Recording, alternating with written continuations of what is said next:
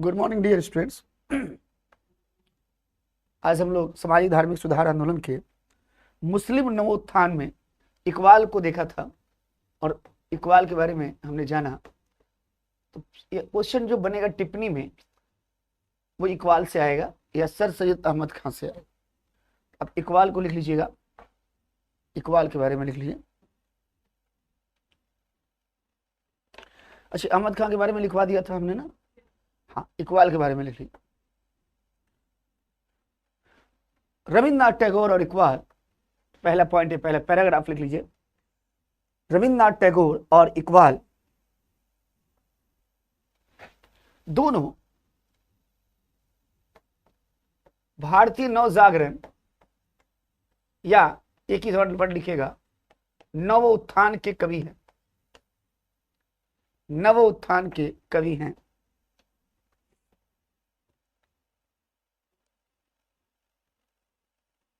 जहां जहां मोहम्मद इकबाल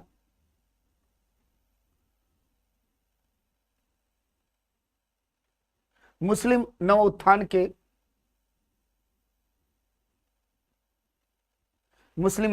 के कवि हैं, वहीं रविन्द्रनाथ टैगोर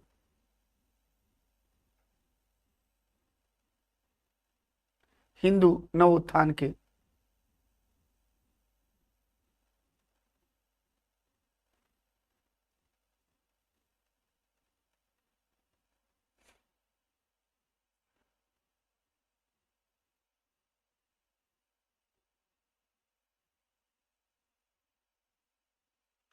लिखेगा। इकबाल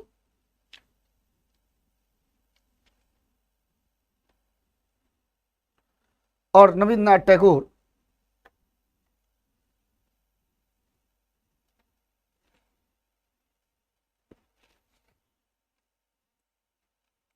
दोनों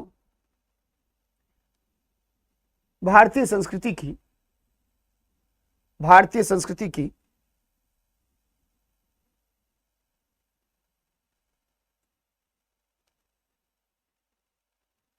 दो धाराओं के कवि हुए, दो धाराओं के कवि हुए।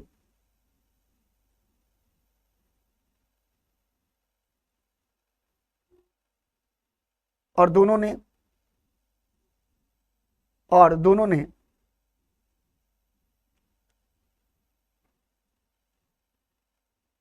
उस धारा का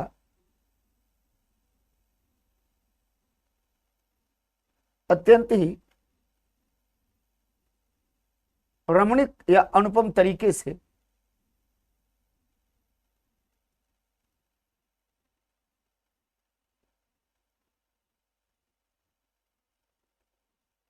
व्याख्या की।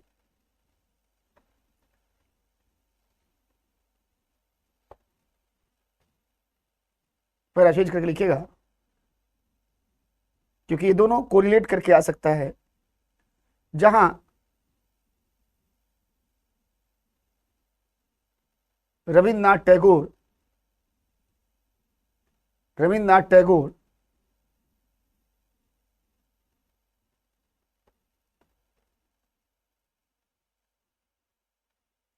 हिंदुत्व के कवि होने के कारण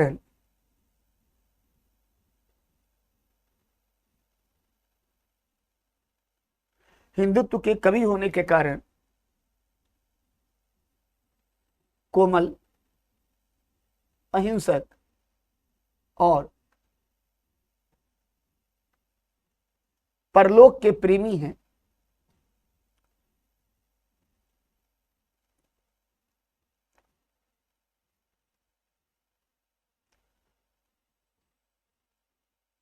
वहीं इस्लाम के कवि होने के कारण इकबाल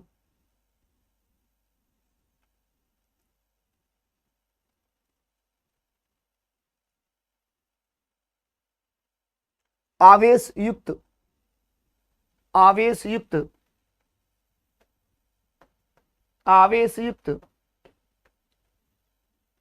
एवं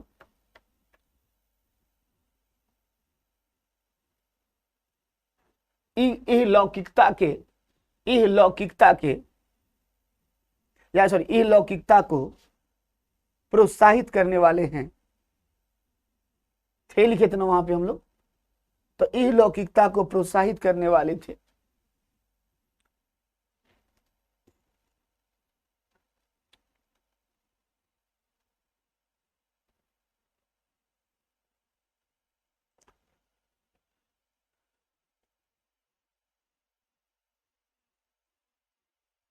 समझ आ गया?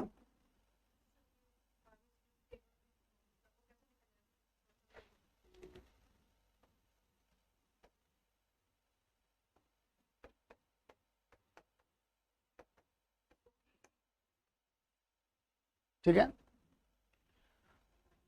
यद्यपि दोनों ये कोरिलेट करके आएगा, आता है, यद्यपि दोनों दार्शनिक होने के साथ साथ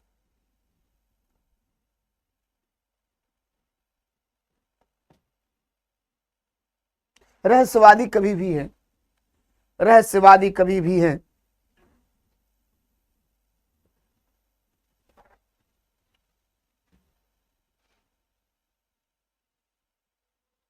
किंतु इकबाल ने गद और पद में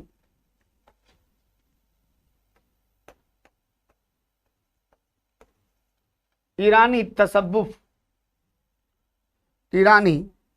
तसव्वुफ वह है, तसव्वुफ पर कठिन प्रहार भी किए।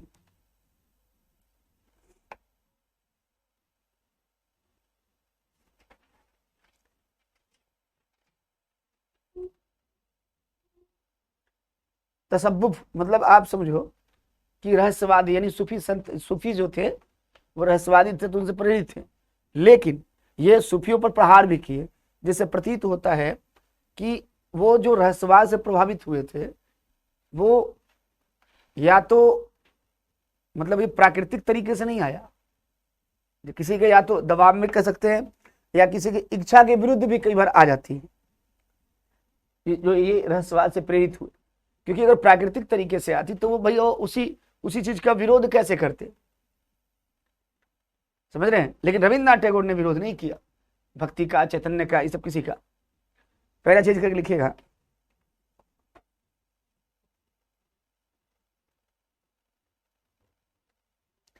इकबाल की कविताओं में यद्यपि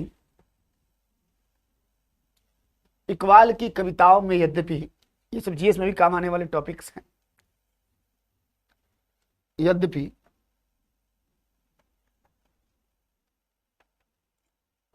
प्रारंभ में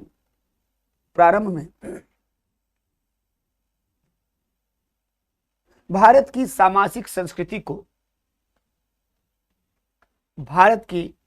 सामाजिक संस्कृति यानी कंपोजिट कल्चर को बल मिला था, परंतु आगे चलकर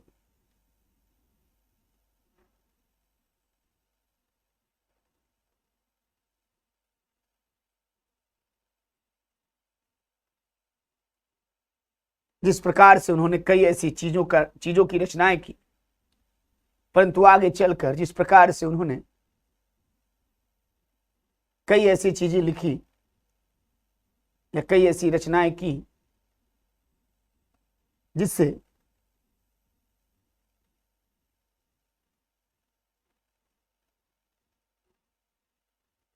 इस सामाजिक संस्कृति को व्यापक आघात लगा।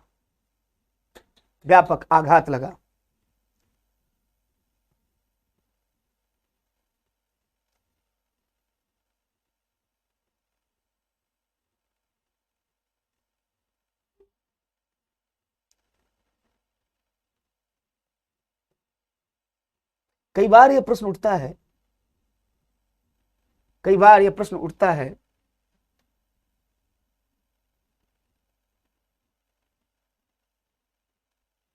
कि नया शिवालय, इन्वर्टेड कॉमा में, नया शिवालय या तस्वीरें दर्द, तस्वीरें दर्द, दर्द। लिखने वाला यह कवि, लिखने वाला यह कवि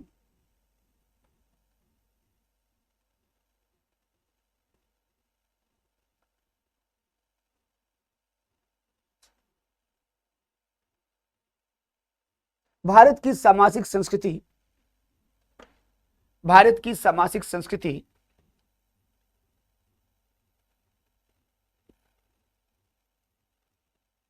और राष्ट्रीयता से पलायन क्यों कर गया, और राष्ट्रीयता से पलायन क्यों कर गया, प्रश्नवाचक चिन्ह।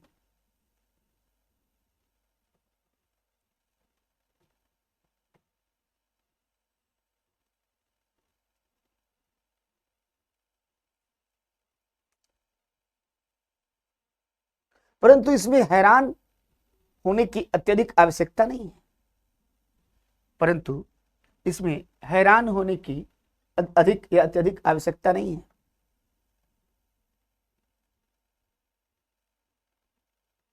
फोन मिला।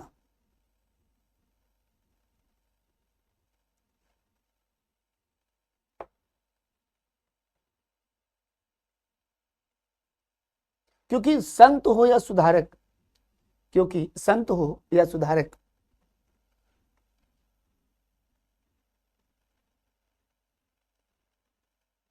कवि हो या पैगंबर, कवि हो या पैगंबर, कौमा,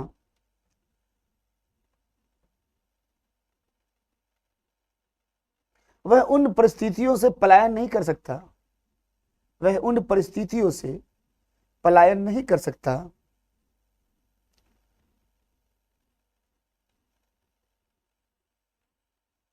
जिसमें उसका जन्म या विकास होता है।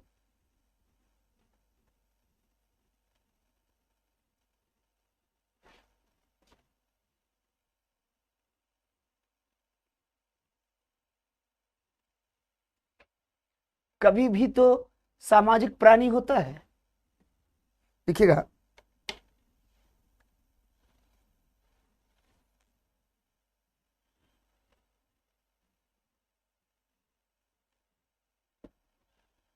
कभी भी तो सामाजिक प्राणी होता है। उसके सारे भाव, उसके सारे भाव समाज के भाव होते हैं।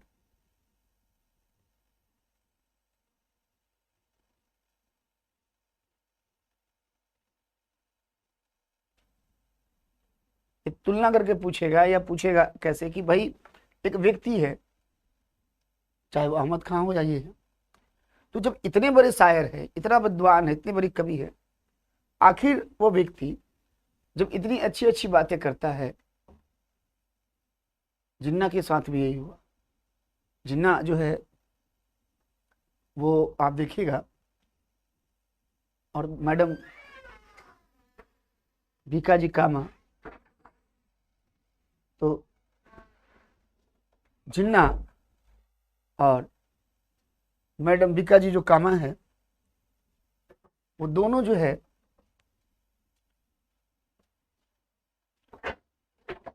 दादा भाई नरोजी के सेक्रेटरी है, और इतने बड़े सेकुलर, इतने बड़े विद्वान आदमी, आखिर वो चीज क्या हुई कि वो ऐसा हो गया।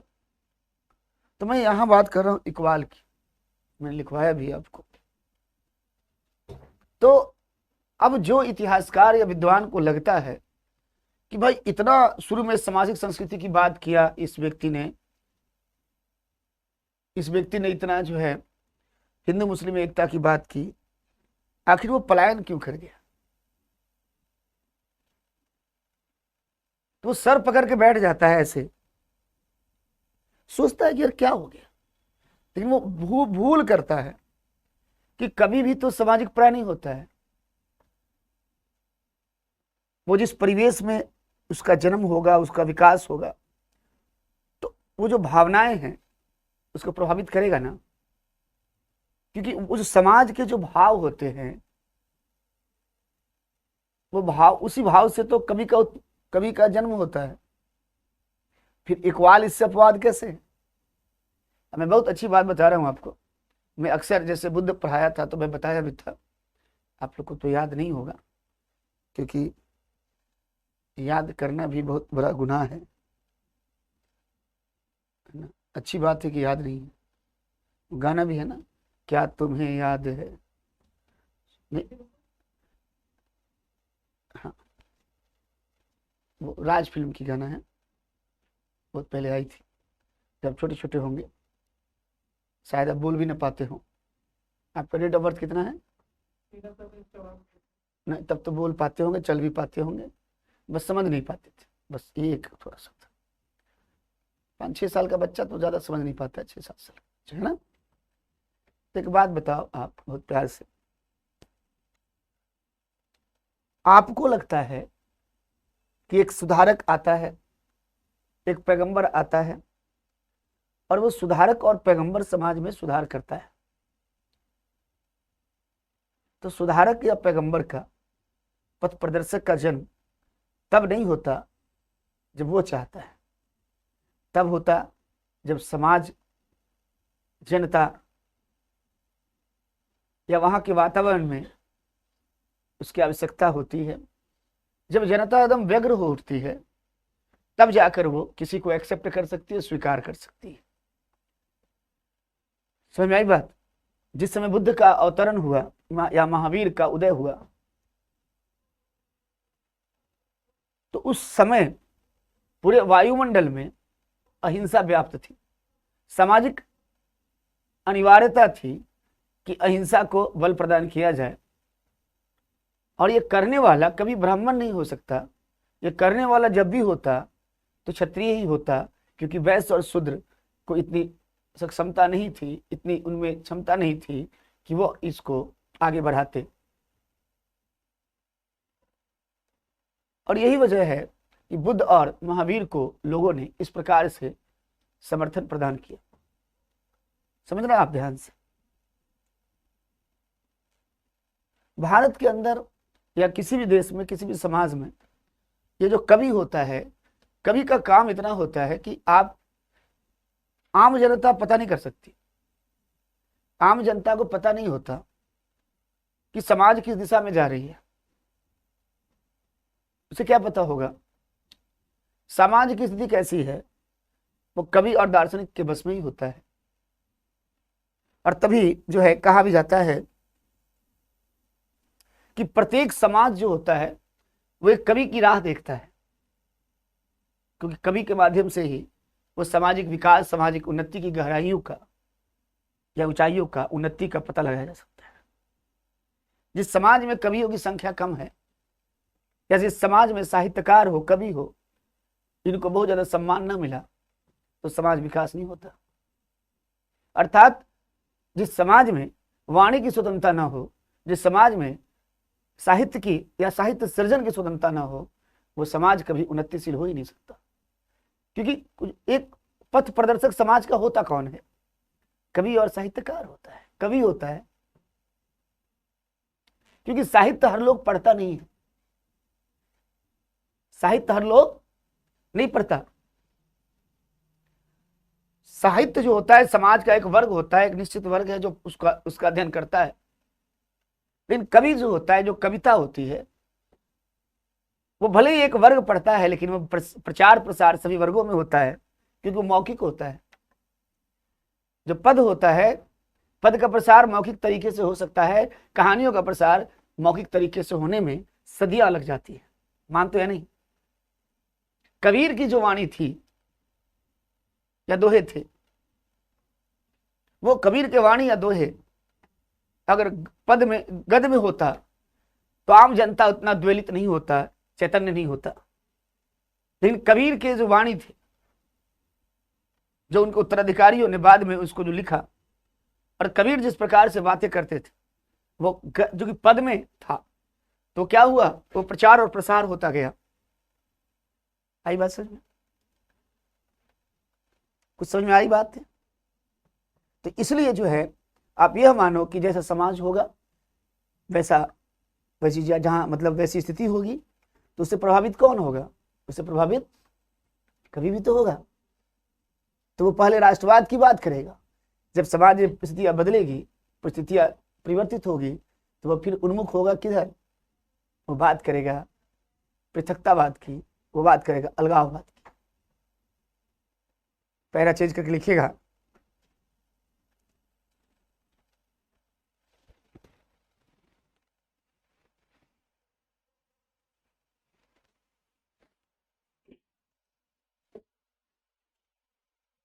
आपने हाली का नाम सुना है? मौलाना हाली।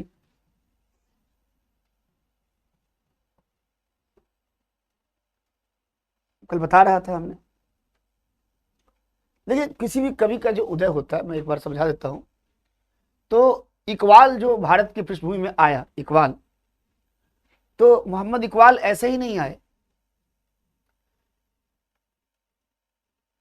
क्योंकि आप ये मानो कि सृजन का जो वातावरण होता है मुस्लिम समाज में, इकबाल अहमद खां के पहले भी बहुत बड़े बड़े शायर हुए 18वीं शताब्दी में, 19वीं शताब्दी में, 20वीं शताब्दी में।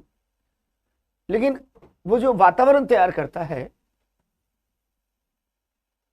वो कोई ना कोई तो करेगा कि जनता उसको एक्सेप्ट करे। जैसे आपका जीवन होता है। मैंने कई बार देखा, जब मैं स्टूडेंट था, जब मैं बीएचयू के अंदर था, फिर तैयारी किया, मैं देखता था कि कोई स्टूडेंट है तो बहुत साधारण था, और उसके जीवन में थोड़ा बहुत किसी ने परिवर्तन लाया, तो थोड़ा बहुत परिवर्तन लाया, उसे एहसास हुआ कि नहीं, मैं भी कुछ कर सकता। और इसके बाद क्या पता है, दूसरा आदमी आता है और ज्यादा इंस्पायर करता है, तीसरा आता है बहुत ज्यादा करता है, और फिर ज्यादा होता है ना। निजी जीवन में भी होता है। एक आदमी होता है, उसे थोड़ा सा इंस्पायर होते हो, अच्छा लगता है, दूसरा आता है वो और अच्छा लगता है, नहीं होता है। अब आप स्वीकार ना करो तो मैं क्या कर सकता हूं, होता है ना। और एक आदमी आता है वो बहुत ज्यादा इंस्पायर करता है, और आपके जीवन में बहुत परिवर्तन होता है, सकारात्मक भी होता है। और मतलब अहमद खां के पहले जो कविता का वो है, मोहम्मद हाली, या आप कह सकते हैं मौलाना हाली ने भी भारत में जो मुस्लिम जो कविता है, हम सुधारक की बात कर रहे हैं, मतलब बड़े बहुत बड़े नाम, तो मौलाना हाली ने भी मुस्लिम कविता पे हाथ डाला था। और मौलाना और सब अहमद खान ने भी उसकी पृष्ठभूमि तैयार की थी। और इन दोनों के प्रयास से ही इकबाल को एक मंच मिला, और इकबाल इतने बड़े शायर हो सके। तो एक नोट करके एक लाइन लिखिएगा, जो मैं बहुत अच्छा लाइन बता रहा हूं आपको।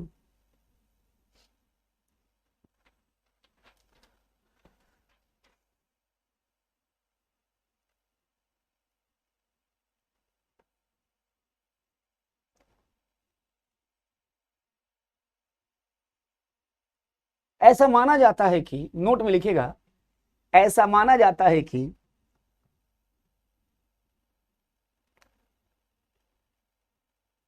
19वीं शताब्दी में मुस्लिम कविता पर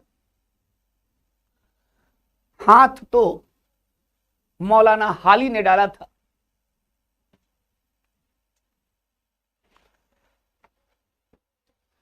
मुस्लिम कविता पर हाथ तो मौलाना हाली ने डाला था, परंतु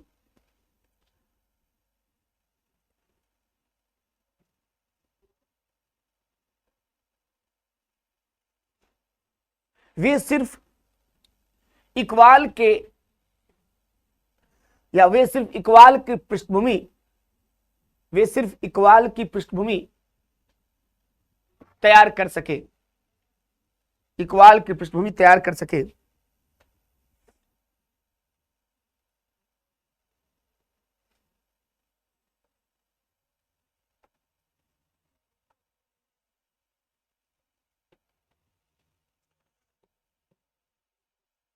सच तो यह है कि हाल ही के हुए बिना इकबाल का होना असंभव था।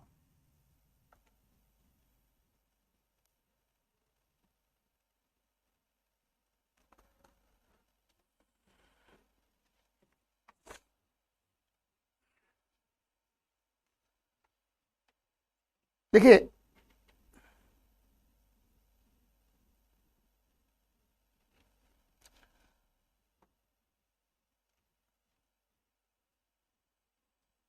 एक पॉइंट नोट में और लिखिए, ये कहीं काम देगा। प्रत्येक समाज अपने कवि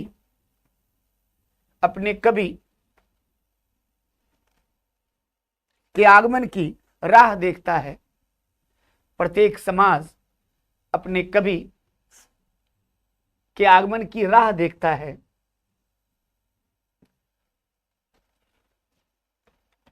जब तक कवि जन्म नहीं लेता, जब तक कवि जन्म नहीं लेता, कौमा,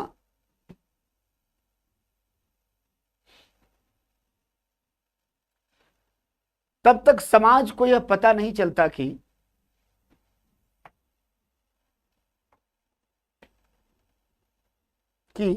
उसकी चेतना किस दिशा में और किस स्तर तक विकसित हुई है।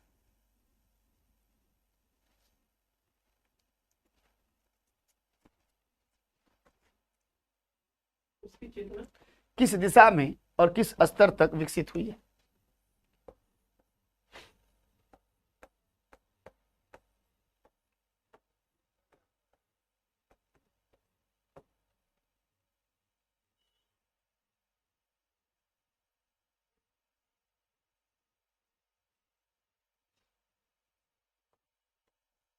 यह देखिए, इकबाल लिखना मत, सुनना मत ध्यान से।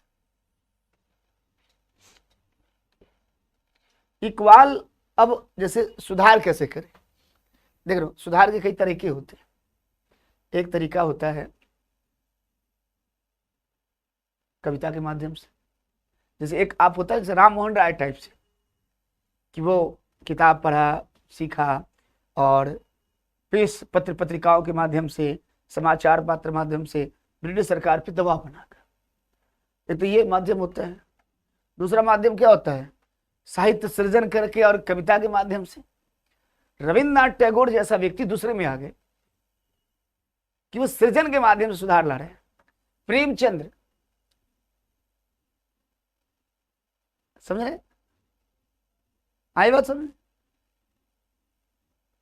एक मुस्लिम समाज में अहमद खां है, जो प्रेस के माध्यम से, संस्थानों के माध्यम से, संस्थागत माध्यम से,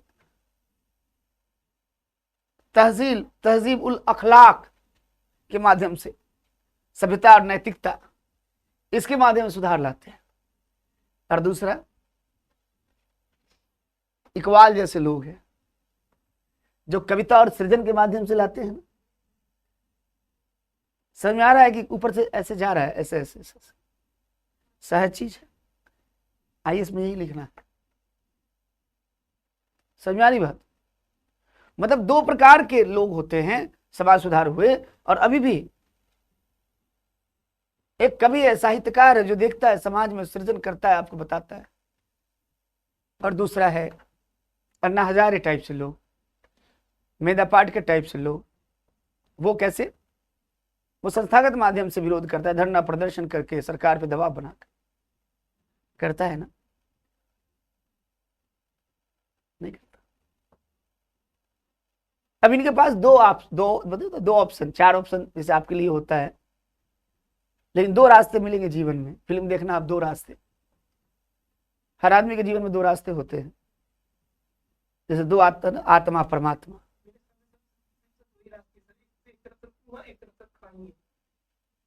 आप इस प्रकृति का बहुत अनन्यतम, अनुपम, रमणीक, अद्वितीय कृति है,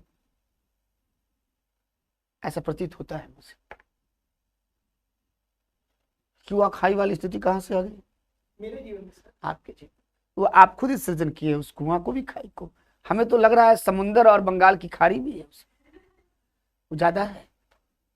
अब इकबाल के सामने दो रास्ते हैं। और इकबाल ही क्यों, अहमद खान के पास भी दो रास्ते थे। मौलाना वो क्या नाम है अपने, विवेकानंद हो, आर्य समाज, सबके सामने। कि उस समय ब्रिटिश साम्राज्य है और यूरोपीय बुद्धिवाद है, मानवतावाद है, तो या तो उसके अच्छे तत्वों को स्वीकार करे या तो बताए कि भैया देखो यूरोप जो है हमसे श्रेष्ठ है कई मायने में, या दूसरा ऑप्शन है कि हम बताए कि इस्लाम से बाहर कुछ नहीं है, जैसे हाली ने बताया, मौलाना हाली ने, जैसे हाली के अतिरिक्त नोवानी ने भी बताया एक हद तक, हिंदू धर्म में आर्य समाज ने बताया, और पहले में हिंदू में राम मोहन राय थे, और यहां इस्लाम में अहमद खां थे। कभी क्वेश्चन आएगा ना तो आपके अलावा बहुत कम ऐसे बच्चे होंगे, अगर आप समझ रहे हो मेरी बातों को, ये बना पाएंगे, और आएगा तो जरूर। अभी नहीं, आपके बाल बच्चों के समय आए, नन्हे मुन्ने राही हैं, देश के सिपाही हैं। आईएएस का प्रश्न कोई अभी थोड़ी, कभी 10-20 साल बाद अभी आते हैं, कि आएंगे तो जरूर। अब इनके सामने भी है कि या तो इसको या तो बताए। ठीक है, लिख लीजिएगा पैरा चेंज करके, तो आपने दो नोट में लिखा है।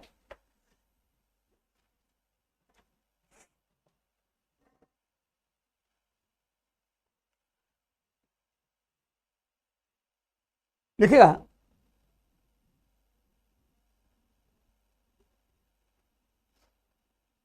इकबाल को अपने पूर्व सुधारकों या महापुरुषों, अपने पूर्व सुधारकों या महापुरुषों से जो प्रेरणाएं मिली, उससे मानो ऐसा प्रतीत होता है कि, जो प्रेरणाएं मिली उससे मानो ऐसा प्रतीत होता है कि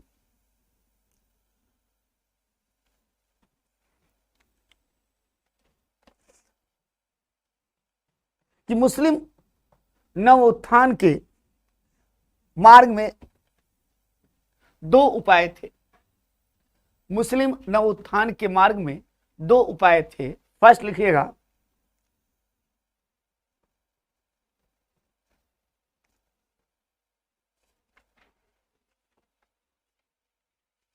फर्स्ट डैश करके, फर्स्ट मुस्लिम समाज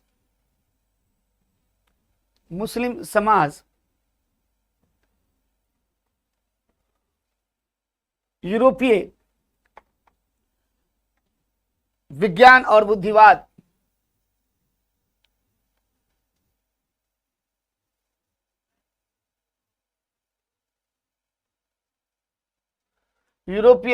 बुद्धिवाद को ग्रहण करे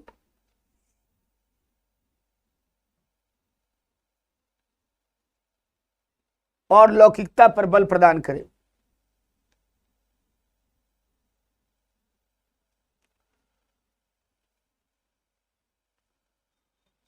और दूसरा लिखिएगा, मुस्लिम उत्थान हेतु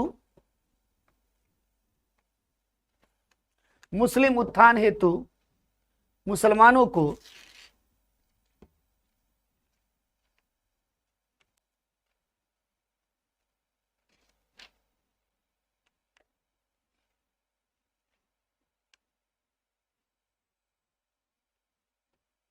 यूरोप की ओर देखने की कोई आवश्यकता नहीं है।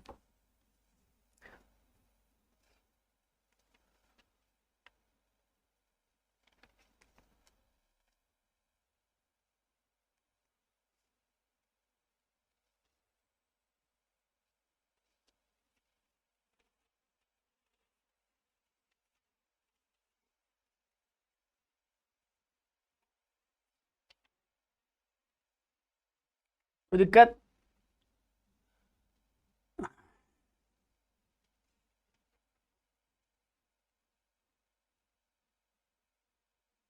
पैराशेज करके लिखिएगा। कितने लाइन हुए अभी? हाँ, पैराशेज करके लिखिएगा।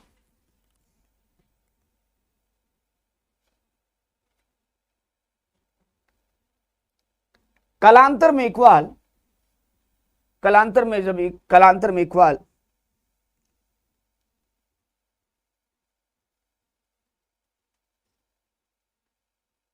को जब ऐसा प्रतीत हुआ कि कालांतर में, बाद में जब इकबाल को ऐसा प्रतीत हुआ, ऐसा लगा कि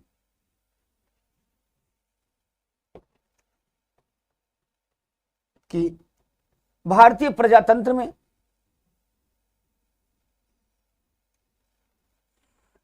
मुसलमानों को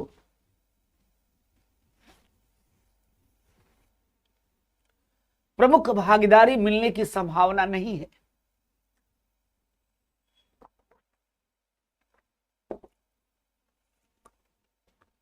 तो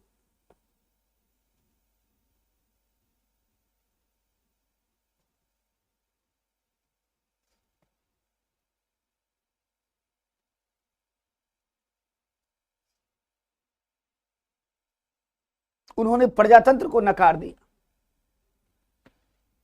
प्रजातंत्र को नकार दिया।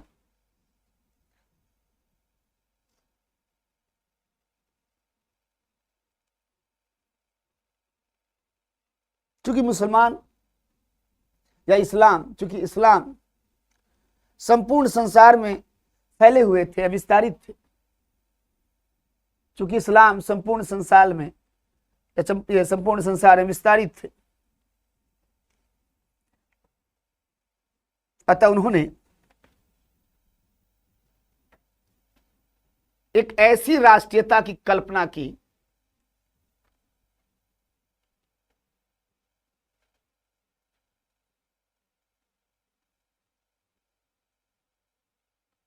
एक ऐसी राष्ट्रीयता की कल्पना की कि जिसका आधार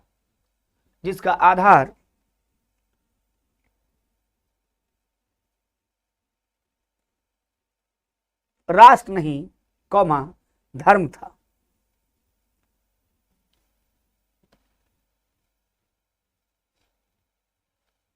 इसको अंडरलाइन करके बगल में लिखना टिप्पणी, धर्म था। इकबाल तो इससे भी आगे बढ़कर, उसमें लिखेगा, इकबाल तो इससे भी आगे बढ़कर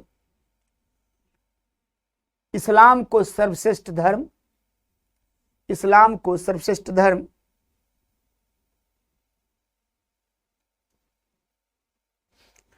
मुसलमान को सर्वश्रेष्ठ मानो,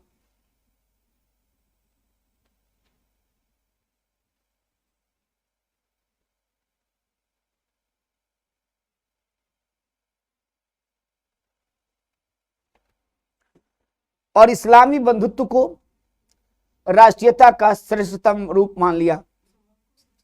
मानो, और इस्लामी बंधुत्व को राष्ट्रीयता का श्रेष्ठतम रूप मान लिया।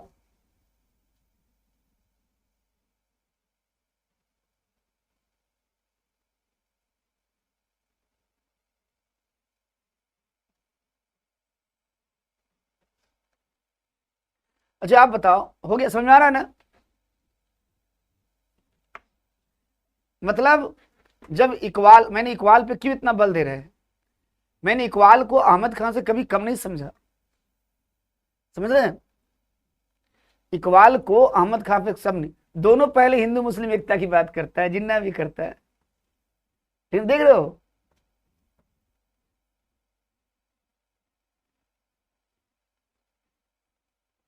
पहले इस्लाम की सत्ता थी। ये इस्लाम जो है या हिंदू है, जैसे हिंदू आए, इस्लाम आया तो हिंदुओं की सत्ता, राजपूतों की सत्ता चली गई, तो वो जो बड़ा वर्ग था राजपूतों की, कैसे एक्सेप्ट कर ले कि हमारी सत्ता चली गई? इस्लाम की जब सत्ता चली गई तो कैसे एक्सेप्ट कर ले? थोड़ा देर के लिए मान भी ले कि वो अंग्रेज बाहर से आया और सत्ता ले लिया, लेकिन जब वही सत्ता हिंदू के पास जाएगा तब तो एक्सेप्ट नहीं करेगा वो। ये मानव प्रकृति है, एक्सेप्ट करेगा? अब अपने आप को वहां रहकर देखो, इसमें ना तो हिंदुत्व की बात है, ना हिंदू मुसलमान की बात है, मतलब एक मनोविज्ञान की बात है। होता है कि नहीं? हमें ना मिला तो उसको, किसी को और को ना मिले, होता है कि नहीं? इसे मान लिया जाए, आप जो है परीक्षा देते हो, रिजल्ट आता है तो क्या बोलते हो? मैं ना पास हुआ कोई बात नहीं भैया, वो भी पास ना हो तो बराबर होगा दुख। जलन नहीं, ये गलत है, लेकिन आप बता रहे हैं आपको बहुत अच्छी चीज, गलत है, लेकिन ये मनोविज्ञान भी है और ये मानव प्रवृत्ति भी है। किसी में ज्यादा होता है तो दिक्कत है, किसी में ज्यादा होता है वो सोचता रहता है, उसके लिए व्यग्र होता है, व्याकुल होता है। कोई सोचता नहीं है, बस आ जाता है थोड़ा सा, वो सब में आता है, हमारे के अंदर, आपके सबके अंदर। कोई आदमी अगर इससे परे है तो फिर अच्छी बात। ऐसा नहीं होना। अब क्या होना चाहिए क्या नहीं, ये तो समय और भाई, जब प्रकृति ने बनाया आपको तो ये तो अच्छी अच्छी चीजें हमें दी, लेकिन उन्हें पता था कि कुछ ऐसी चीजें हैं जो यहाँ पे जाने के बाद अपने आप आएगी। वो मेरा नहीं हो सकता तो वो और का नहीं होगा, ऐसा होता है मन में, इसे मोहब्बत कहते हैं। फिर क्या किया जाए उसका, 2 रुपया का मिलता है, खा के सो लिया जाए, ये भी अच्छी बात है। फिर उसका कोई निष्कर्ष निकलेगा? हाँ सर, नहीं रहेंगे सर, नहीं क्या होगी सर, खुद को मार ले, ये तो मोहब्बत की प्रकाष्ठा है। हमने कहा ना कि आपकी जो जन्म हुआ है, जो रचना हुई है प्रकृति द्वारा, वो अनुपम, बहुत अद्वितीय, ऐसा मुझे प्रतीत हो गया।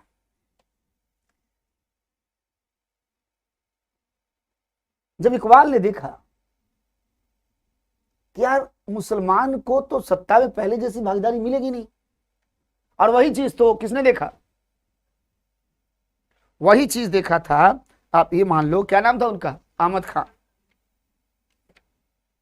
ठीक है। और आपको मैं बता रहा हूं कि इकबाल का जब जन्म हुआ तब तक अहमद खान यहां थे, तो उनका प्रेरणा कौन होगा, अहमद खान। उनकी प्रेरणा कौन होगी, हाली, नोमानी। अब समस्या यह थी कि वो जब अहमद खान स्वयं क्या कह रहे हैं कि कांग्रेस बहुसंख्यक पार्टी है और इसमें आपका हित नहीं है, मुसलमानों को बोले मत भाग लो, यानी 73-10-83-10-93, यानी 1900, यानी 20-25 साल का जब एक व्यक्ति होगा, इकबाल जैसा व्यक्ति, तो उसके मन में क्या आएगा, यार बात तो सही है। तो पहले व्यक्ति जो प्रजातंत्र का समर्थक था, जब लगने लगा कि इस प्रजातंत्र में मुसलमानों की सहभागिता नहीं है, सत्ता के शिखर पर मुसलमान नहीं हो सकता, तो इन्होंने क्या किया, मुसलमानों के लिए प्रजातंत्र को ही बुरा बता दिया, बोला कि नहीं प्रजातंत्र अच्छी चीज नहीं है, भारत में प्रजातंत्र सफल नहीं हो सकता। देखो आदमी के स्वार्थ, आदमी के लिए कैसे परिवर्तित हो जाता है, यानी प्रजातंत्र को ही बता दिया गलत। और इन्होंने बात की पैन जो है इस्लाम का, वो हिंदुस्तान के इस्लाम की बात नहीं करता, वो बात करता है पूरे संपूर्ण विश्व के इस्लाम का। वो कहता है केवल भारत में इस्लाम नहीं है, क्योंकि केवल भारत का इस्लाम बोलेगा तो इसका आधार क्या हो जाएगा, राष्ट्र। बोला कि नहीं राष्ट्र नहीं धर्म, पूरा वर्ल्ड के जो मुसलमान है वो उसकी बात करता है। एक शब्द आता है पैन इस्लाम या इस्लामिक,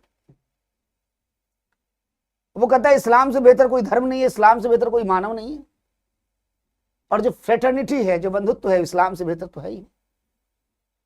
यानी जब आदमी को लग जाए कि मुझसे अच्छा कोई चीज है ही नहीं, तो लाभ तो ये होता है। तो एक लाभ तो होगा जरूर कि आपको अपने आप से मोहब्बत होगा, लेकिन एक और मार्ग आपके साथ चलता रहेगा, और वो है पतन का मार्ग।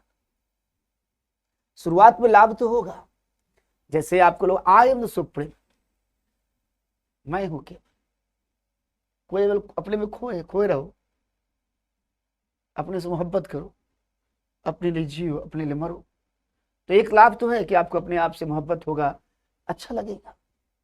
लेकिन एक वक्त के बाद पता है क्या होगा, आपको पता नहीं होगा, आपके साथ साथ एक दूसरी धारा चलता रहे जो आपके पतन में, आपके अवसान में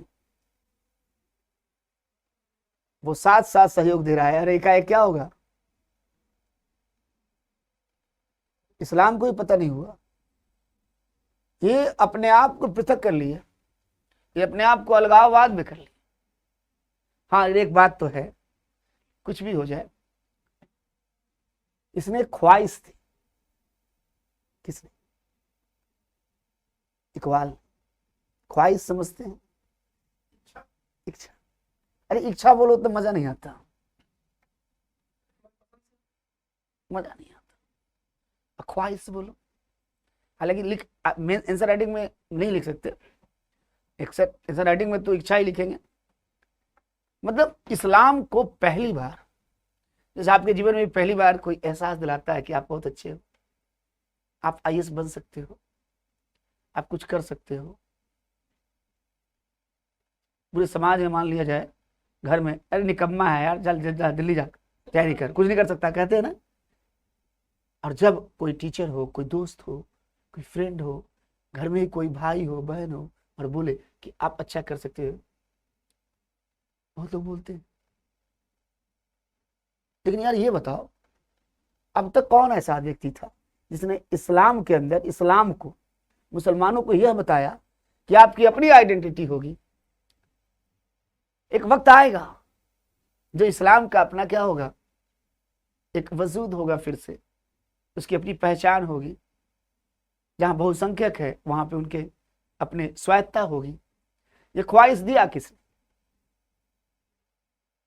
इसलिए इकबाल हमारे लिए भले ही वो व्यक्ति जो है वो क्या है, विलेन है, लेकिन सच बताया, कोई विलेन होता कैसे है, व्याख्या तो होगा ना। यही अगर पाकिस्तान में होते तो मुझे लगता है गांधी के अलावा किसी और को, एक दो कैरेक्टर को छोड़कर पढ़ाया नहीं जाता। ये हिंदुस्तान की खूबसूरती है कि आज बैठकर 3 क्लास से हम लोग अहमद खां, इकबाल और अच्छी चीजों को भी देख रहे हैं, उनकी कमियों को भी देख रहे हैं। केवल कमियां नहीं देख रहे हैं, अच्छाइयों को भी देख रहे हैं। ये हिंदुस्तान है, कहते हैं ना हिंदुस्तान क्या, ये है हिंदुस्तान। किस व्यक्ति ने भले ही जो है कम से कम मुसलमानों के अंदर एक ख्वाहिश दिया, हालांकि वो अलग बात है। ऐसा नहीं है कि इकबाल ने डिवाइड एंड रूल की बात की। हमने कहा कि समाज में जो कवि है, कवि वही होता है जो समाज होता है। वो समाज से अलग कैसे हो सकता है? जो समाज में देखेगा बताएगा। अब उसके पास 2 मार्ग है, वही देखे और वही बताए, और या वो देखे और सुधार की बात करे। हमने कहा ना हमेशा 2 मार्ग होंगे, या तो जो देखो और सुबहु बताओ, समर्थन करो, और या अगर लग रहा है कि कमी है, ये गलत है, तो उसका विरोध करो अपने सृजन, अपनी कविता और साहित्य के द्वारा, है कि नहीं? इकबाल के पहले तक, इकबाल के उदय तक भारत में फूट डालो और राज करो की नीति का चरम की ओर बढ़ रहा था। यार वो व्यक्ति 1900 में कितने साल का था? 27 साल का था, और 93 में 20 साल का था। यानी इस समय तक आते आते आप ये मान लो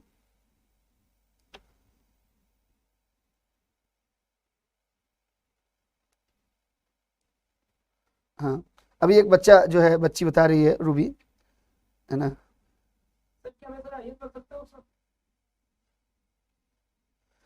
अब देखिए ये बच्ची क्या कह रही है, आपकी एक फ्रेंड है, सर ये आप व्यवस्थित है बहुत, बट ये लिंक ओपन नहीं होता। ये लड़की कह रही है। अब देखो, अब समस्या ये है, अब इन्हें ये नहीं पता कि लिंक ओपन कब होता है। लिंक ओपन 11 बजे होगा। ये लोग सोचते हैं तुरंत ओपन करे। अब यही देख लो, आदमी में शिकायत करने की प्रवृत्ति कितनी है। मतलब वहां आपने पढ़ा नहीं कि वहां पे बनाया हुआ है कि भैया सारी चीजें है ना, आप उसको पढ़ते हो और पढ़ने के बाद क्या होता है, फिर देखते हो, सुनते हो भाई 11 PM, ये 11 AM, टेस्ट नंबर 4, 3। तो आप सोचते हो कि अब वो नहीं देखते, आप सीधे लिंक ओपन करते हो, नहीं हो रहा है, बस भेज दो। इसका मतलब है कि भैया आप भी टेंशन में आ जाओ, मुझे अगली बार ध्यान रखो। पूरा आशीर्वाद है, ध्यान नहीं रखने की ओर मैं भी अग्रसर हूं। तो फूट डालो और राज करो की नीति जो है इकबाल के समय तक आ चुका था, क्योंकि 93 तक मुस्लिम समाज अब धीरे धीरे मुख्यधारा से अलग होती जा रही थी। तो इसलिए इकबाल महत्वपूर्ण है, लिख लीजिएगा।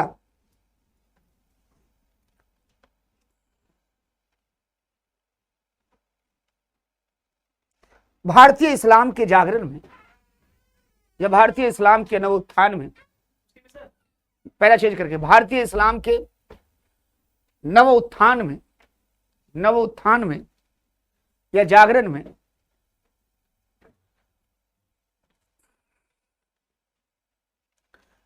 इकबाल का जो योगदान है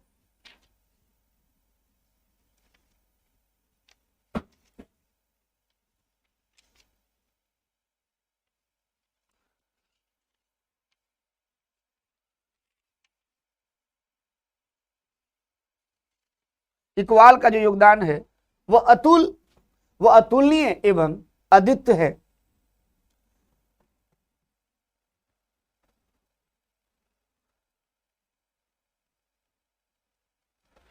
वो अतुलनीय अद्वितीय है।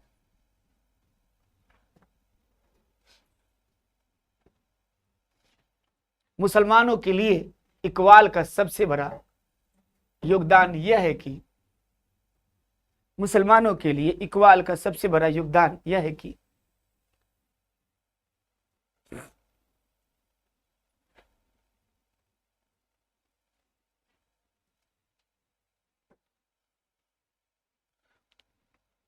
मुस्लिमों के हृदय में जो भाव अस्पष्ट थे, मुस्लिमों के हृदय में जो भाव अस्पष्ट थे, कौमा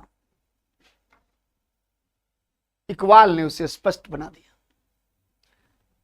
इकबाल ने उसे अस्पष्ट बना दिया, सॉरी स्पष्ट बना दिया।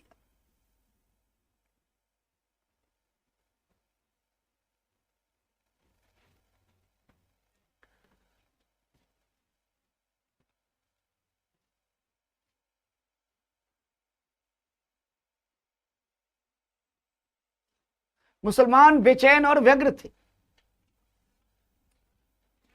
मुसलमान बेचैन और व्यग्र थे, ऐसे लिखिएगा, मुसलमान बेचैन और व्यग्र अवश्य थे, मुसलमान बेचैन और व्यग्र अवश्य थे, किंतु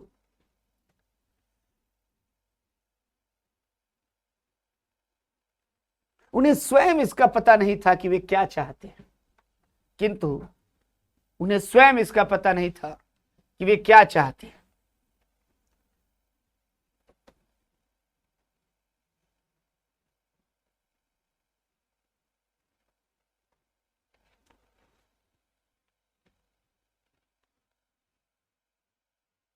इकबाल ने उनके हृदय में कामना भर दी, इकबाल ने उनके हृदय में एक कामना भर दी, कौमा एक ख्वाहिश दे दिया, एक ख्वाहिश दे दिया।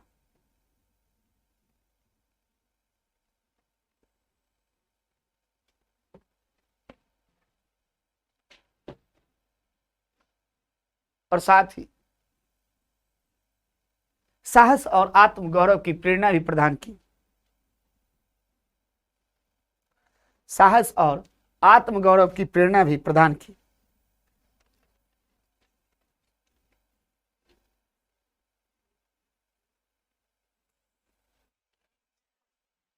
कोई दिक्कत हो रही है, समझ में आ रही है, अच्छा अनुभूति हो रहा है, बहुत बड़ा। कई बार क्या होता है कि आप पढ़ते हो तो बस वो 2-3 चीज पढ़ लिए, पता चल गया,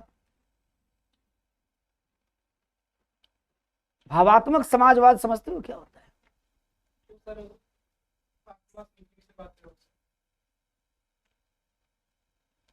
आत्मा से, फिर समाजवाद क्या है? समाजवाद तो सर दो चीजें होती हैं सर, जो सर मन को भी सर स्पष्ट सर नहीं कर पाती सर। समाजवाद मन को स्पष्ट नहीं कर पाती, यही तो स्पष्ट की थी। अरे समाजवाद जहां उत्पादन और वितरण पर सरकार या राज्य का अधिकार हो, जो समानता की बात करती हो। चलिए सुनिएगा ध्यान से, फिर मैं लिखवा दूंगा। एक दो पैराग्राफ, कितने शब्द हुए होंगे? 200-250 शब्द। अरे इसमें तो क्वेश्चन एक तो नहीं पूछेगा, हमने जो पैराग्राफ लिखवाए है वो तो मैं समझाता हुआ लिखवा रहा हूं आपको। ये एक क्वेश्चन तो नहीं बनेगा। सूर्य बनेगा इकबाल और रविन्द्रनाथ टैगोर। फिर बताया हमने कि इकबाल ने जब शुरू में देश प्रेमी थे, राष्ट्रीयता की बात करते थे, वो कैसे अलग हुए। फिर हमने लिखवाया कि मुसलमानों के लिए कितना योगदान है इनकी।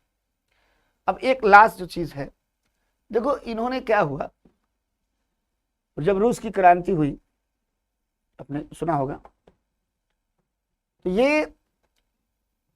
यह मानते थे कि कार्ल मार्क्स किसी भी रूप में पैगंबर से कम नहीं है। ये कार्ल मार्क्स को पता नहीं था, मतलब बोले कि कार्ल मार्क्स ने जो काम किया या रूस में जो हो रहा है, वो अज्ञात रूप से ऐसा लगता है कि भगवान की एक बहुत बड़ी, मतलब जो है एक बहुत बड़ा काम हो रहा है अल्लाह का। आप समानता की बात कर रहे हो, आप समाजवाद की बात कर रहे हो, इससे बड़ा क्या हो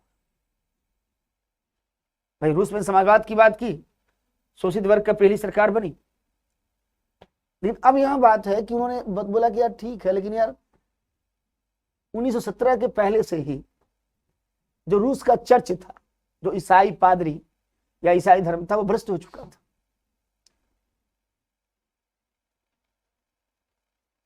अब इनका कहना था कि यार देखो, हमें उम्मीद है कि एक दिन ऐसा आएगा कि रसिया में मुसलमान और इस्लाम का प्रचार होगा और लोग मुसलमान बनेंगे। ये दो ख्वाहिश है, लेकिन ये जो बात ये बोल रहे हैं ये प्रेरित है, ये मतलब रूस के समाजवाद से प्रभावित है। लेकिन जिस समाजवाद की बात कर रहे हैं कि वहां इस्लाम आएगा, ये होगा वो होगा, वो उनके भाव है केवल, व्यवहारिक धरातल पे ऐसा कुछ नहीं। और आज भी रूस में मुसलमान कितने हैं बताओ? बाकी कहीं वो जब विद्रोह होता है जहां, बाकी तो कहीं नहीं। यूक्रेन वाला और यूक्रेन में कल सपना देख रहा था, मैं यूक्रेन घूमने गया, वहां एक दो जगह बचा हुआ, बाकी सब खत्म हो गया। मैं अच्छे जगह पे गया, कोई दिक्कत नहीं है। सर जो सर कल की जो सर गर्मी थी सर, ये बता रही है कि यूक्रेन और सर ये लड़ाई है सर, और मतलब भारत तक आ चुका है। इसके सर कोई दिक्कत नहीं, मतलब यूक्रेन का प्रभाव भारत तक आ गया। क्यों नहीं सर, क्यों नहीं पड़ेगा? आएगा ही। मैं तो पूछ रहा हूँ, मैं आपसे वही तो सवाल पूछ रहा हूँ, मैं वही तो आपसे सहमति ले रहा हूँ कि मतलब भारत तक आ गया। चलिए अच्छी बात। तो आप भी यहाँ का जो है अच्छाई जो है शुद्ध वातावरण को वहां भेज दीजिए। अच्छा, इनकी राष्ट्रीयता जो थी इकबाल की, वो केवल इस्लाम की राष्ट्रीयता नहीं थी कि मतलब भारत में है इस्लाम, यह भारत की राष्ट्रीयता नहीं थी, ये पूरे विश्व की राष्ट्रीयता थी। ये पूरे विश्व के इस्लाम की, एक इस्लाम की बात कर रहे हैं। कार्ल मार्क्स ने भी तो यही कहा था, यहाँ कोई देश नहीं होगा, बस एक धर्म होगा, और वो धर्म कौन होगा? इस्लाम।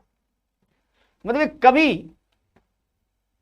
कवि और थोड़ा बहुत दार्शनिक, इतना बड़ा, मतलब इतना आगे बढ़ गया, ये कवि कर सकता है। मतलब इकबाल की जो बात जब होती है तो इकबाल को क्यों इतनी प्रशंसा मिलती है कि उस व्यक्ति ने अपनी सोच की सरहदों को इतना तोड़ दिया, अपने विचारों का जो बंधन था उससे इतना आगे निकल गया, टूटते हुए, बेड़ियों को तोड़ते हुए, कि वो पहला ऐसा शायर है 19वीं शताब्दी 20वीं शताब्दी का जो यह कहता है कि भैया देखो, इस्लाम केवल ये यहाँ के इस्लाम नहीं, पूरे विश्व का इस्लाम, जिसका आधार कोई राष्ट्र नहीं होगा, केवल धर्म होगा।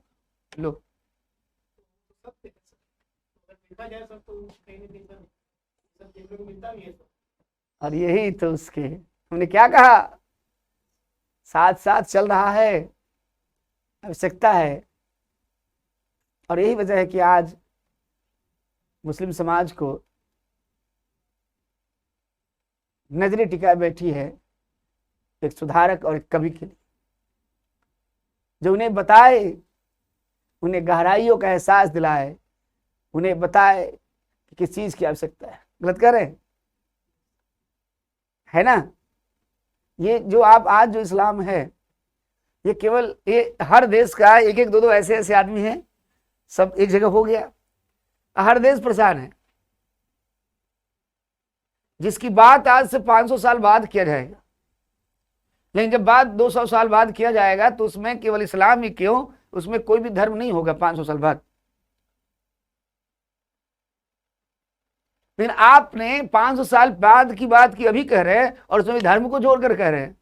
गलती तो यहां उठा, क्योंकि आने वाले वक्त में आप भी जानते हो कि जो डेवलपमेंट होगा तो धीरे धीरे क्या है, धर्मविहीन राज्य की बात होगी, क्योंकि हर जगह हर जगह हर लोग पहुंच गए।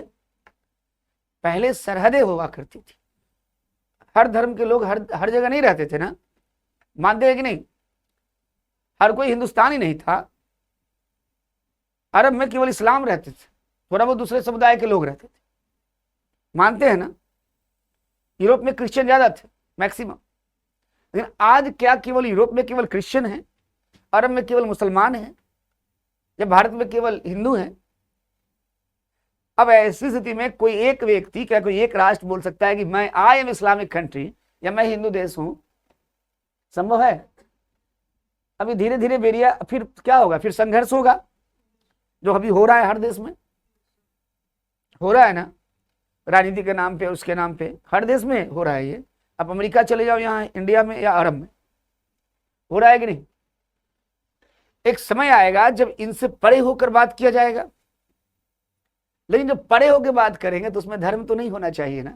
लेकिन इस्लाम क्या कह रहा है, वो पैन मतलब बात तो कर रहा है कि राष्ट्र नहीं होगा, एक धर्म होगा।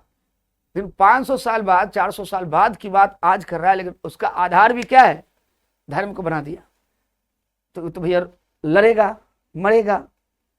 और हर जगह इस्लाम क्या है, अब देखो ना, इतना खूबसूरत धर्म लड़ रहा है, मर रहा है। आप पाकिस्तान चले जाओ, आप अफगानिस्तान चले जाओ, मध्य एशिया चले जाओ, पश्चिम एशिया चले जाओ, है कि नहीं? इससे उन्नत उन्नत राष्ट्रों में चले जाओ, समस्या है कि नहीं? समस्या है। लास्ट खूबसूरत लिख लीजिए पैराग्राफ,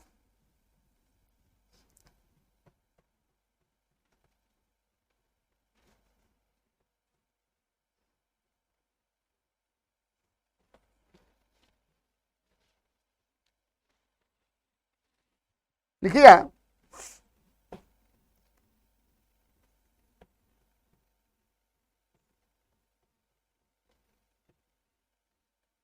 इकबाल की कृति बाले जिब्राल, जिब्राल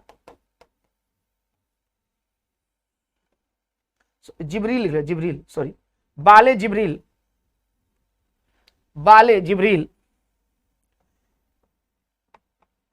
की कविता है कि कुछ कविताओं से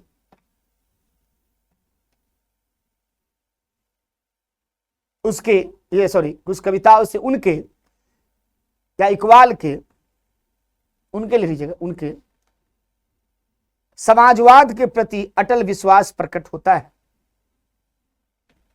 समाजवाद के प्रति अटल विश्वास प्रकट होता है।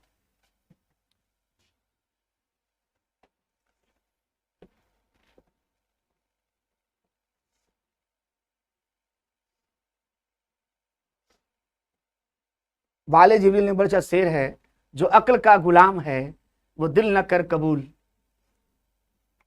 मतलब जो बुद्धि का गुलाम है, जो बहुत बुद्धि से सोचता है, उसे दिल न कर कबूल।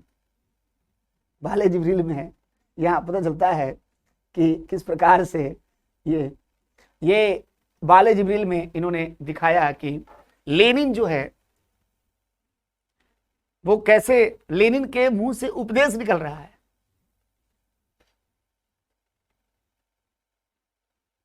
अच्छी अच्छी बातें निकल रही है, मतलब बता रहा है कौन, इकबाल अपनी रचनाओं के माध्यम से। हालांकि उसमें वाले जिब्रील में एक दो ही कविता है जिसे पता चलता है। इसमें लिखेगा, एक पॉइंट लिखेगा, इकबाल का समाजवाद यद्यपि भावात्मक समाजवाद था,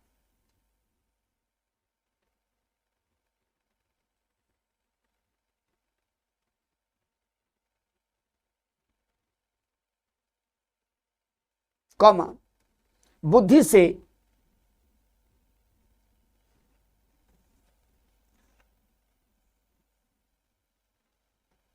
इसका बहुत हद तक कोई संबंध नहीं था।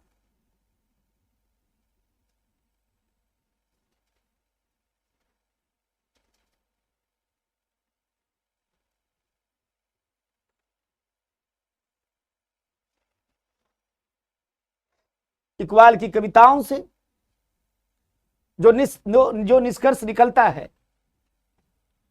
जो निष्कर्ष निकलता है, कौमा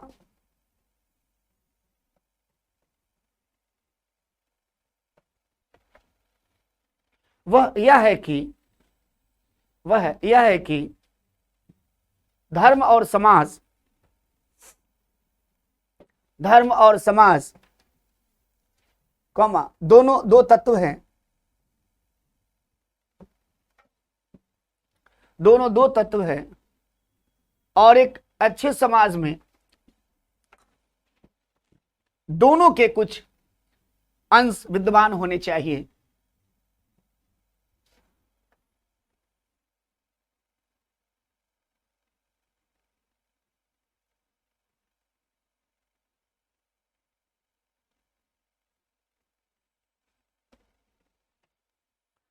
कोई दिक्कत?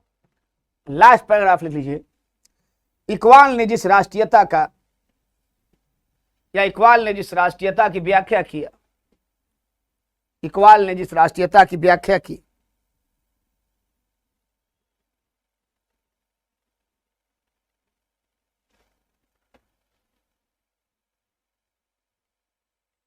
कौमा वो भारत की राष्ट्रीयता नहीं, वो भारत की राष्ट्रीयता नहीं, कौमा भारतीय मुसलमानों की भी राष्ट्रीयता नहीं, भारतीय मुसलमानों की भी राष्ट्रीयता नहीं, अपितु वैश्विक मुसलमानों की राष्ट्रीयता थी, वैश्विक मुसलमानों की राष्ट्रीयता थी।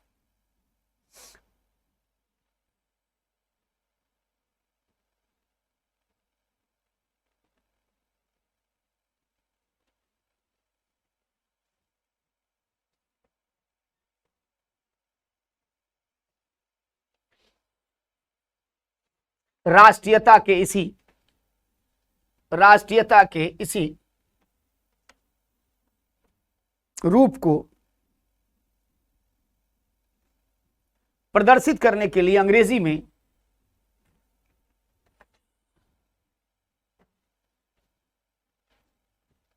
पान इस्लाम शब्द की, इस्लाम शब्द का प्रयोग किया जाता है।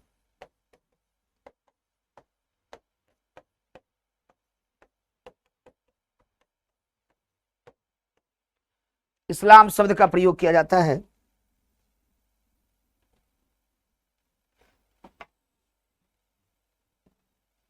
जिसका अर्थ है संपूर्ण संसार के मुसलमानों के बीच एक प्रकार की प्रगाढ़ एकता का भाव।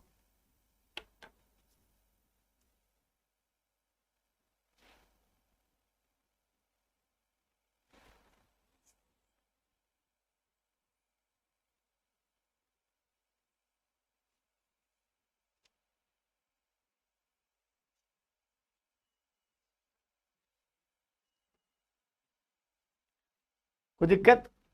आपको मैं बहुत अच्छी बात बताऊं, कभी क्वेश्चन आ जाएगा तो बताइएगा। आप कभी सऊदी अरब गए हैं? इंडिया से बाहर गए हैं? हाँ सर। कहाँ गए हैं? नेपाल सर। अच्छा, नेपाल से बाहर गए हैं कभी? नहीं। नेपाल इंडिया से बाहर नहीं है। नेपाल अपना ही देश समझो, एक तरह से अपना ही कल्चर है, सब है, पड़ोसी है।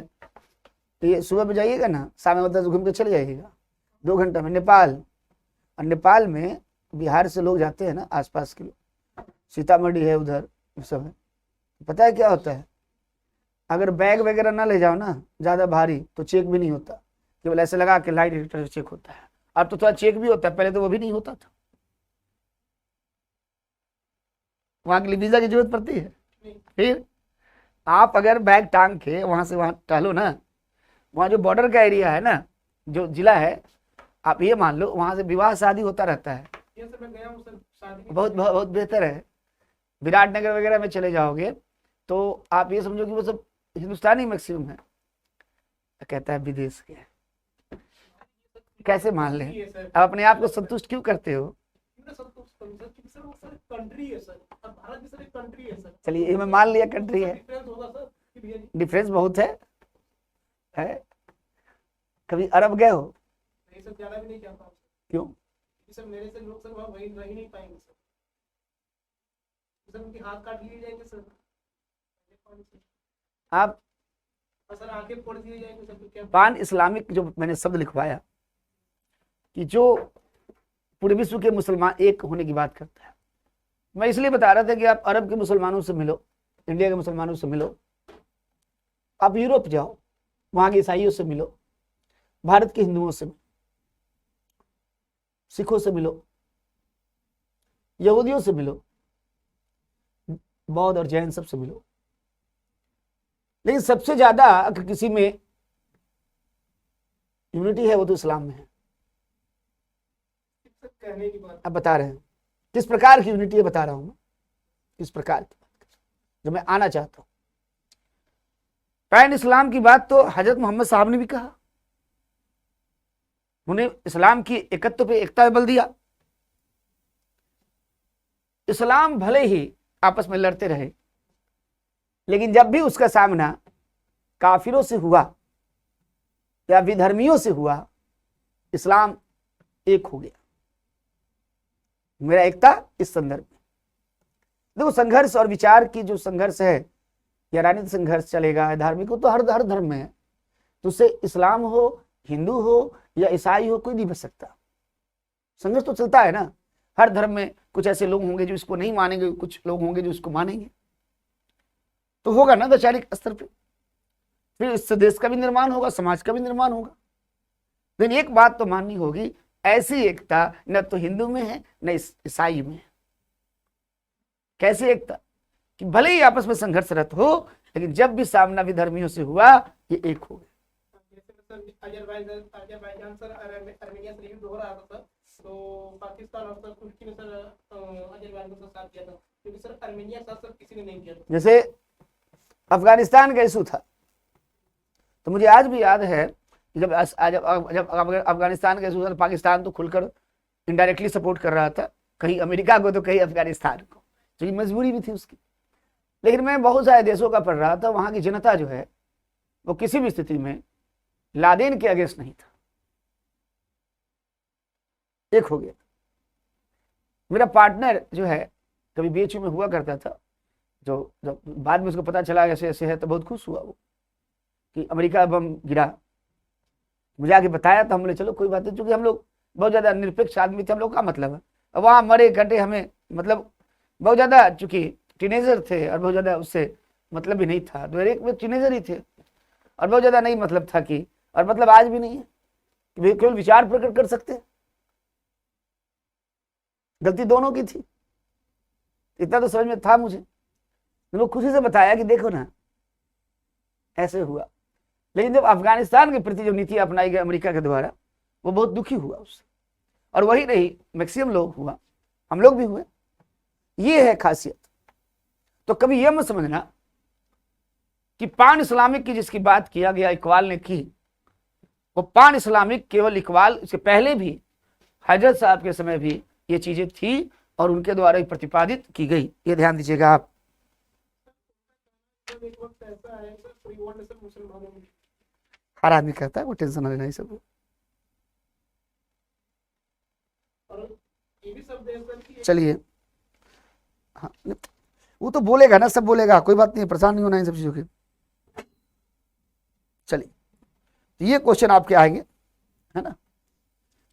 वो तो हिंदू भी बोलता है, ईसाई भी बोलता है, अपने आप को श्रेष्ठ बताने के लिए तो बताएगा कि नहीं, एक समय आएगा कि पूरा वर्ल्ड हिंदू होगा, पूरा वर्ल्ड ईसाई हो जाएगा, और सर ये भी कहा गया ये मुसलमान हो जाएगा, है ऐसे बोलता है कि नहीं।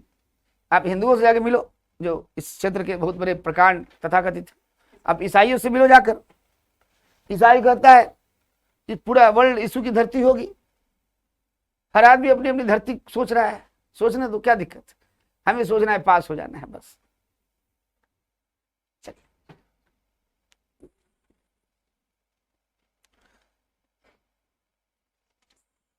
कोई, हाँ, कोई समस्या, क्वेश्चन बैंक है आपके पास, लाइए तो क्वेश्चन बैंक लाइए। चलिए, एक अच्छा काम जीवन में किए हैं, लाइए। कोई बात नहीं है, मुझे पुरानी क्वेश्चन ही चाहिए।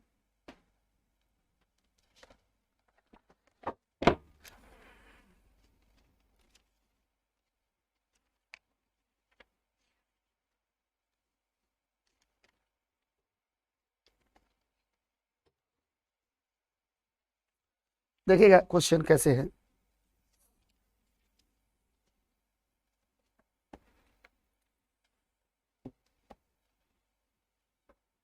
क्वेश्चन है,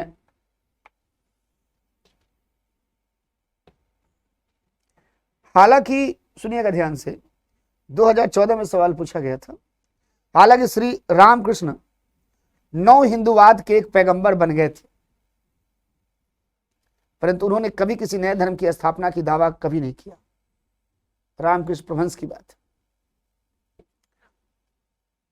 दूसरा क्वेश्चन जो है,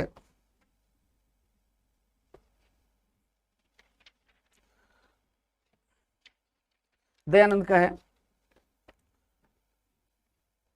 कि दयानंद का दर्शन अतिवाद और सामाजिक आमूल परिवर्तनवाद, मतलब कह रहा है एक्सट्रीमिज्म एंड सोशल रेडिकलिज्म दोनों का प्रतिनिधित्व करता है। अतिवाद का मतलब क्या होता है, आप दो क्वेश्चन लिखो, इसको लिख के लाना, मैं समय अभी समझा दे रहा हूं, लिख के लाना।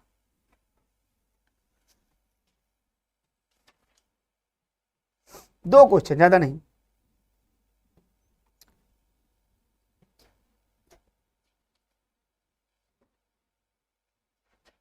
एक लाला लाजपत राय का स्टेटमेंट है जो 2017 में भी पूछा और 2017 में 2009 में भी पूछा।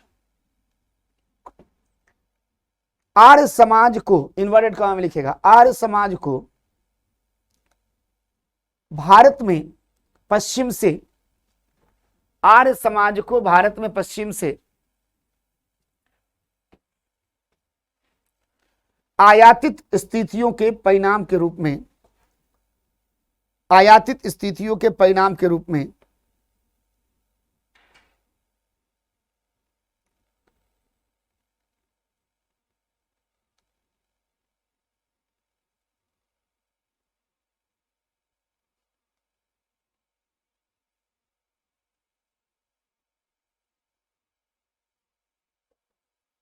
परिणाम के रूप में,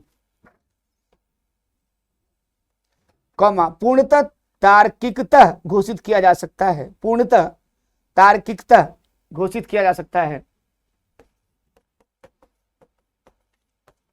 तार्किकतः घोषित किया जा सकता है।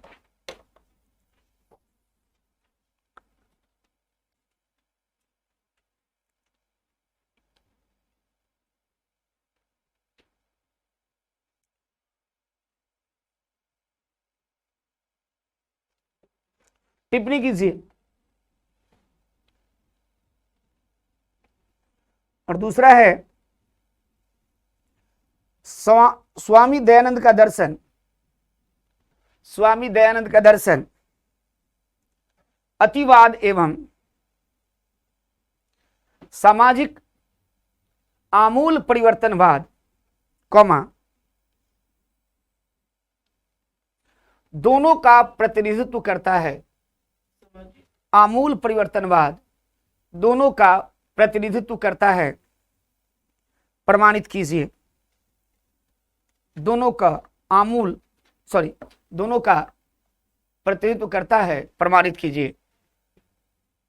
एक तो कह रहा है कि अतिवाद और आर्य समाज, अतिवाद और सामाजिक आमूल परिवर्तनवाद दोनों का प्रतिनिधित्व करता है, प्रमाणित कीजिए। इस दोनों को आप लिखिएगा और कल मुझे दिखाइएगा जरूर, नहीं तो आप मुझे सेंड कर दीजिएगा। हाँ, अभी इतना तो समय है, अभी जो प्री दे रहे होंगे तो ठीक है, और ज़्यादा नहीं, 10-10 मिनट में लिखा जाएगा, 20।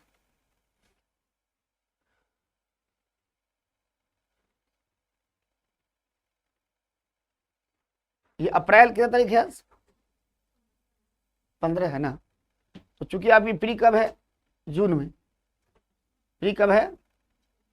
जून में। तो ये आपके जो है ये सिलेबस जो है मॉडर्न हिस्ट्री का, वो आप ये मानो कि 5-7 बजे तक समाप्त हो जाएंगे। तो मैं मान रहा हूँ मैक्सिमम। पेपर कब है आपका? यूपी कब है?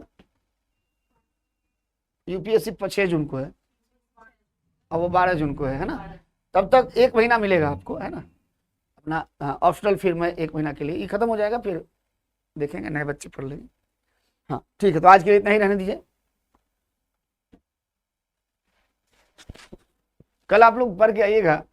बता रहे हैं क्या जातीय आंदोलन, मैंने थोड़ा सा बताया था कारण।